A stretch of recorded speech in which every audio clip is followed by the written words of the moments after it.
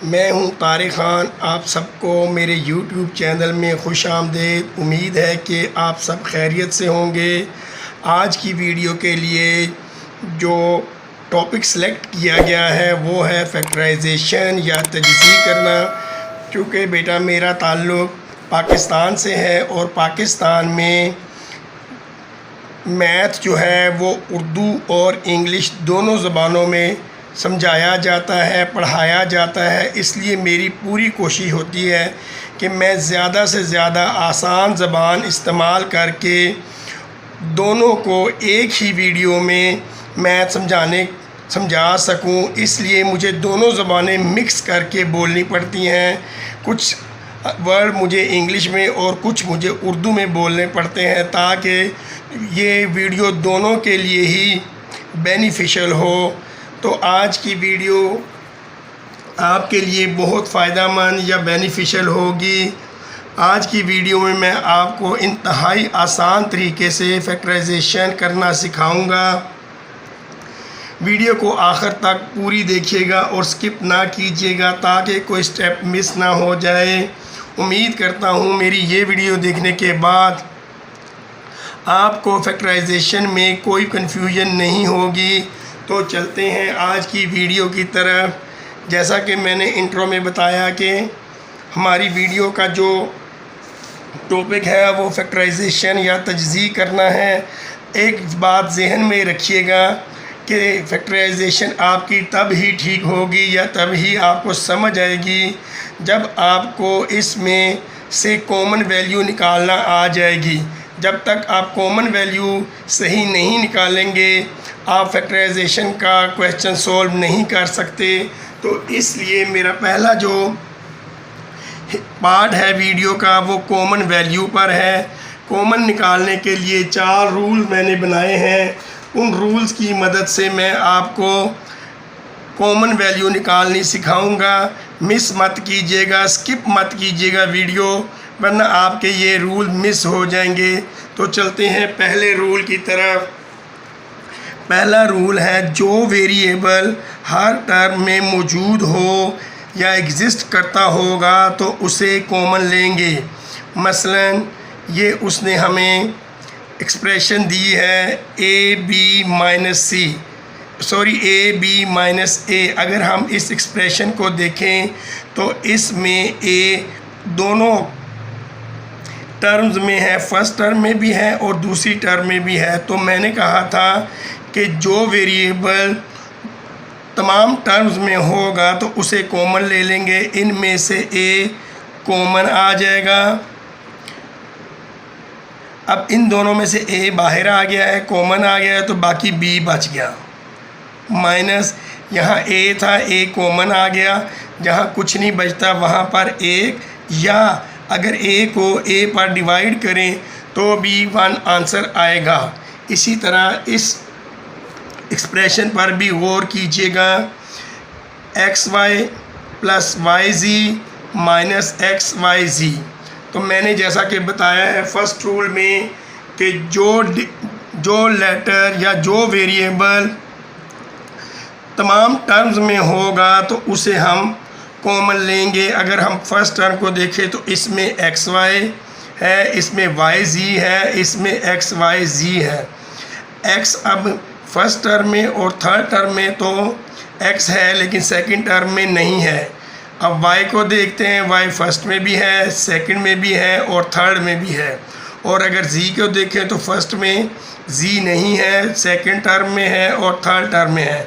तो इससे हमें पता चला कि जो y है वो तीनों टर्म्स में एग्जिस्ट करता है। तो हम y को कॉमन ले लेंगे।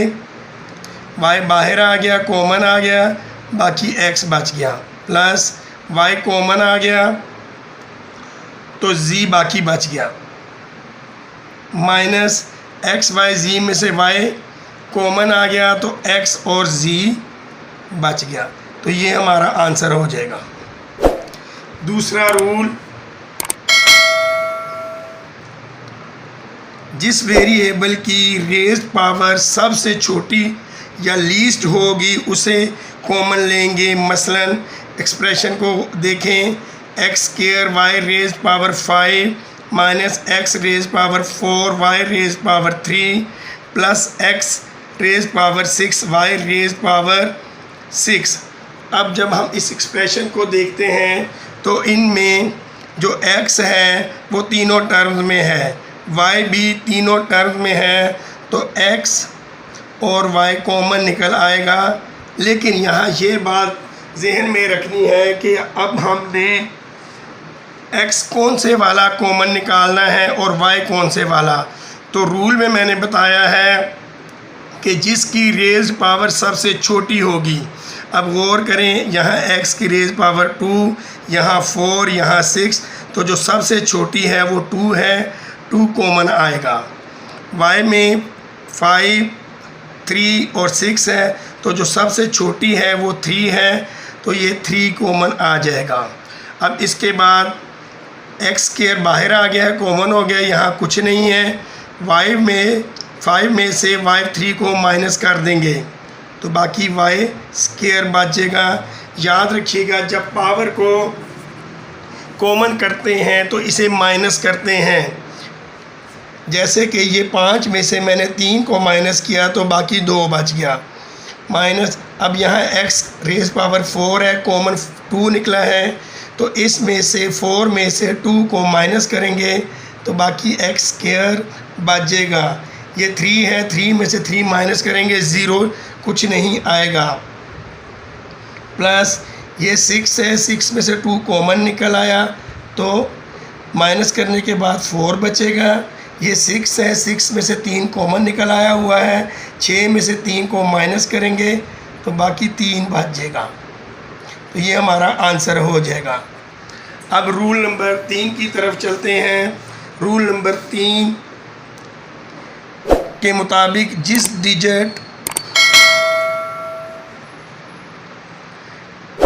डिजिट पर तमाम कोफिशिएंट पूरे डिवाइड होते होंगे उस डिजिट को कॉमन लेंगे। मसलन 3x raise power 4 y raise power 3 minus 6 raise power 3 y raise power 4 plus 12 x raise power 5 y raise power 5। अब मैं आपको थोड़ी सी एक्सप्लेनेशन देता हूँ कि कोफिशिएंट और कांस्टेंट में क्या फ़र्क होता है। अगर कोई डिजिट वेरिएबल के साथ हो, वेरिएबल जो ABC के लेटर होते हैं उन्हें हम वेरिएबल कहते हैं, जैसे x, y, z, m, n, p, q, k, ये हमारे वेरिएबल होते हैं। इनकी वैल्यू चेंज हो सकती है। अगर इनके साथ कोई डिजिट लगा हो तो उसे कोफिशिएंट कहते हैं, और अगर कोई डिजिट वेरिएबल के बग़ैर हो, अकेला हो, उसके साथ कोई वेरिएबल ना लगा हो तो उसे कांस्टेंट कहते हैं।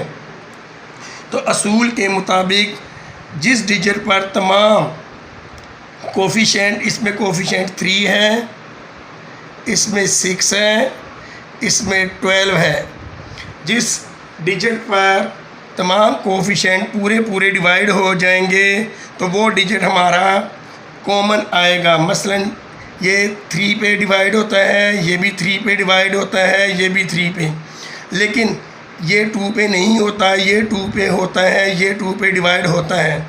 तो 2 हमारा कॉमन नहीं आएगा क्योंकि फर्स्ट एक्सप्रेशन का जो कोफिशिएंट है वो 2 पे डिवाइड नहीं होता, इसलिए हमारा कॉमन जो निकलेगा वो 3 निकलेगा।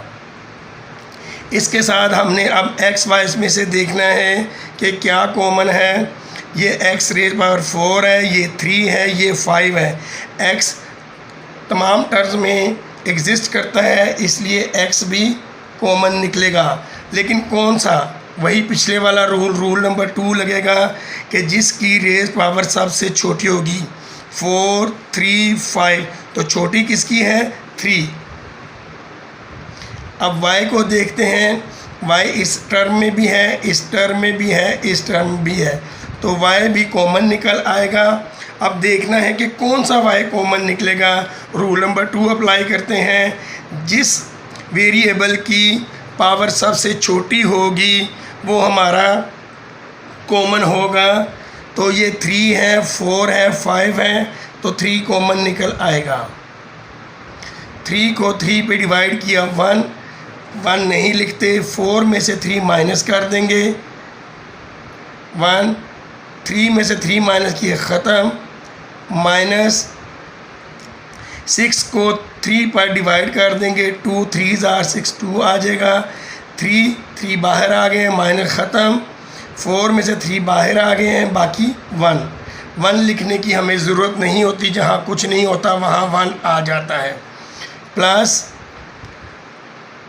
12 को अब हम डिवाइड करेंगे 3 पे, 4 3 आर 12, 4 आ जाएगा, 5 में से 3 कॉमन आ गए, इसे माइनस करेंगे तो बाकी 2 बच जाएगा, 5 में से 3 करेंगे तो ये भी 2 बच जाएगा, तो ये हमारा आंसर आ जाएगा।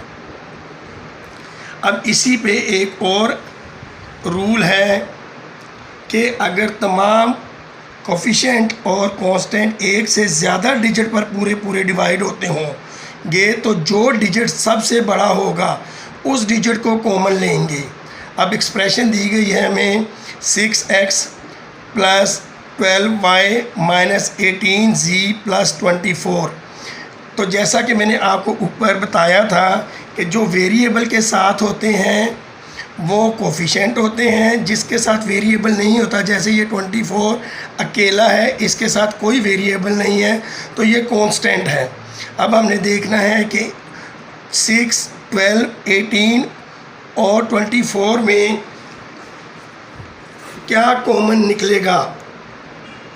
तो इसमें से कॉमन निकालने के लिए 2 पे ये सब डिवाइड हो जाते हैं, 3 पे भी ये सब डिवाइड हो जाते हैं और 6 पर भी डिवाइड हो जाते हैं, 2 पर, 3 पर और 6 पर। तो वेरिएबल में रूल ये था कि जो छोटा होगा वो कॉमन निकलेगा, और कोफिशिएंट में रूल ये है कि जो सबसे बड़ा होगा वो कॉमन निकलेगा।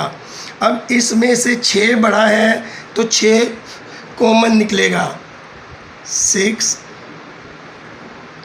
अब इनमें से x y z में से कोई कॉमन नहीं, तो सिर्फ 6 कॉमन निकल आया। 6 को 6 पे डिवाइड किया 1x, 1 लिखने की ज़रूरत नहीं है। प्लस 12 को 6 पे डिवाइड किया 2y, माइनस 18 को 6 पे डिवाइड किया 3 6 आर 18, 3z, प्लस 24 को 6 पे डिवाइड किया तो 6 4 आर 24, तो ये हमारा आंसर आ जाएगा। उम्मीद है कि आपको कॉमन निकालना, कॉमन वैल्यू फाइंड करना समझ आ गया होगा। तो अब मैं चलता हूँ वीडियो के दूसरे हिस्से की तरफ, जिसमें मैं आपको फैक्टराइजेशन करना सिखाऊंगा।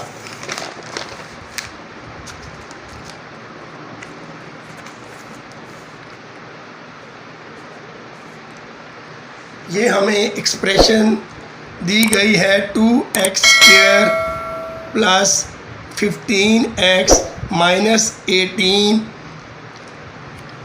एक्सप्रेशन हमें 2 सूरतों में दी जा सकती है। एक होती है स्टैंडर्ड फॉर्म, जब इक्वल के बराबर 0 आ जाए, यानी हमारे राइट हैंड साइड की तरफ इक्वल के राइट हैंड पे 0 हो जाए और बाकी तमाम टर्म्स जो हैं या एक्सप्रेशन है वो लेफ़्ट हैंड साइड पे हो जाए, तो उसे स्टैंडर्ड फॉर्म कहते हैं। और एक होता है वो स्टैंडर्ड फॉर्म नहीं होती, उसमें इक्वल का साइन इस्तेमाल नहीं किया जाता। तो चलिए शुरू करते हैं। सबसे पहले हमने चूँकि कॉमन फैक्टराइज करना है तो इसे हम स्टैंडर्ड फॉर्म में लाएंगे। 2x² प्लस 15x, इधर ये माइनस का था। रूल ये है कि अगर किसी टर्म को लेफ़्ट से राइट या राइट से लेफ़्ट लेके जाएं तो उसका साइन चेंज हो जाता है। ये राइट पे माइनस था तो इधर आके ये प्लस का हो जाएगा 18 और इज़ इक्वल टू 0। अब ये स्टैंडर्ड फॉर्म में आ गया है। अब हमने इसको फैक्टराइज करना है और x की वैल्यू मालूम करनी है। इसके लिए हमें सबसे पहले 2 को 18 से मल्टीप्लाई करना होगा। 2 इंटू 18 वर्किंग करने लगे हम 36। अब हमने दो ऐसे डिजिट लेने हैं जिनको आपस में मल्टीप्लाई करें तो 36 बन जाए, और अगर प्लस माइनस करें तो ये सेंटर वाली वैल्यू 15 बन जाए। प्लस या माइनस करें तो सेंटर वाली वैल्यू 15 बन जाए। हमने ऐसे दो डिजिट तलाश करने हैं जिनको आपस में मल्टीप्लाई करें तो 36 बने, और प्लस या माइनस करें तो 15 बन जाए। अगर आपको ये करना पता ना चले तो आप 36 को जो मल्टीप्लाई करके आंसर आया है उसको फैक्टराइज कर देंगे। 2 पे गया, डिवाइड करेंगे तो 18। अब 2 को और 18 को अगर हम मल्टीप्लाई करें तो 36 बन जाता है, लेकिन अगर इसको प्लस करें तो 20, माइनस करो तो 16, 15 नहीं बनता। ये हमारा वो दो डिजिट नहीं है। हम आगे प्रोसीड करते हैं। 2 पे फिर डिवाइड करेंगे तो 9 आ जाएगा। ये बन जाएगा 2 2s are 4, और ये 9 4 9s are 36 तो हो जाएगा। अगर हम इनको प्लस करें 4 को और 9 को तो 13 बनता है, माइनस करें तो 5 बनता है, इसलिए 4 और 9 भी नहीं चलेगा। फिर करते हैं 3 पे, 3 3s are 9। अब हम अगर इसको करेंगे 2 2s are 4, 4 3s are 12, 12 को 3 से मल्टीप्लाई करेंगे तो 36 बन जाएगा, और अगर हम इसको माइनस करेंगे तो ये 9 बनेगा, लेकिन अगर हम 12 को और 3 को ऐड करेंगे तो 15 बन जाएगा।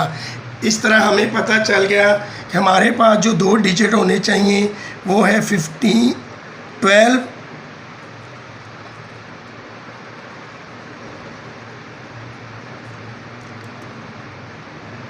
12 और 3। अगर 12 और 3 को मल्टीप्लाई करेंगे तो 36 आ जाएगा, और 12 और 3 को प्लस करेंगे या ऐड करेंगे तो 15 आ जाएगा। तो हमारे सवाल की रिक्वायरमेंट पूरी हो जाएगी। तो अब हम इस 15 को फैक्टराइज कर देंगे। 2x² plus 12x plus 3x plus 18 is equal to 0। अब आप ज़रा गौर कीजिएगा कि इस 15 को हमने फैक्टराइज किया है 12 और 3 में, इन दोनों को ऐड करें तो 15 ही बनता है। तो इस तरह हमारे क्वेश्चन को या एक्सप्रेशन को कोई भी फ़र्क नहीं पड़ा। अब हम इनके पेयर बना लेंगे, दो पेयर बनेंगे, एक ये पेयर बन जाएगा, एक ये पेयर बन जाएगा। अब जो मैंने आपको थोड़ी देर पहले कॉमन निकालना सिखाया था, तो अब हम इस पेयर में से कॉमन निकालेंगे। ये भी 2 पे डिवाइड होता है, ये भी 2 पे, 2 कॉमन निकल आया। या इसमें भी x है, इसमें भी x है, x कॉमन निकल आया, लेकिन कौन सा निकलेगा? ये रेज पावर 2 है, ये 1 है, 1 वाला x कॉमन निकलेगा। 2 बाहर आ गया, 2 में से 1x बाहर आ गया है, तो बाकी एक x बच गया। प्लस 12 को 2 पे डिवाइड करेंगे, 6x कॉमन निकल आया हुआ है, ख़त्म। अब इन दोनों में से क्या कॉमन निकलेगा? प्लस 3 कॉमन निकल आएगा, क्योंकि ये भी 3 पे डिवाइड होता है और ये भी 3 पे डिवाइड होता है। इसमें से 3 कॉमन आ गया, बाकी x बच गया।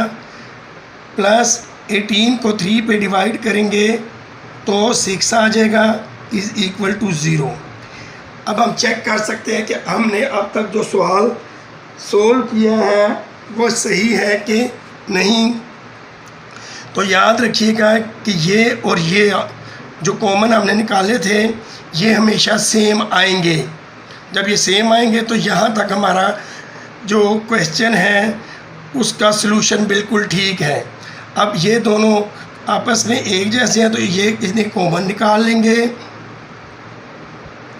और बाकी क्या बच गया हमारे पास 2x + 3।